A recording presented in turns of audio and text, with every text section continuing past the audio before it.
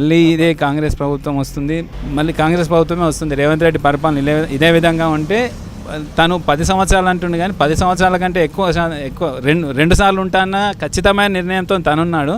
2 సార్లు కాదు కదా, ఇదే పరిపాలన ఇలాగే కొనసాగిస్తే ఇంకా భవిష్యత్తులో వేరే ప్రభుత్వం అనేది రాదు, ఇంకా ఆపోజిషన్ అనేది ఉండదు. ఇంకా నమస్తే సార్. నమస్తే మేడం, మీ పేరు? నా పేరు తులసిదాస్ అండి, ఎక్స్ సర్పంచ్ గుమ్మడిదల. మీరు వ్యవసాయం చేస్తుంటారా? వ్యవసాయము నాన్నగారు చేస్తారు. నా పేరు మీద పొలం ఉంది, నాన్నగారు చూసుకుంటారు. ఎన్ని ఎకరాలు ఉంది? నా పేరు మీద 3 ఎకరాలు ఉంది. రైతు భరోసా పడిందా? అయితే పడిందమ్మా, ఎంత పడ్డదంటారు? 20,524 రూపాయలు వచ్చింది ఈ విడతగా మాకు. ఓకే, మరి సీజన్ ముందే రైతు భరోసా అనేది మన అకౌంట్లో వేసారు రేవంత్ రెడ్డి గారు. ఎలా అనిపిస్తుంది? రైతుల అదృష్టం అమ్మ అది.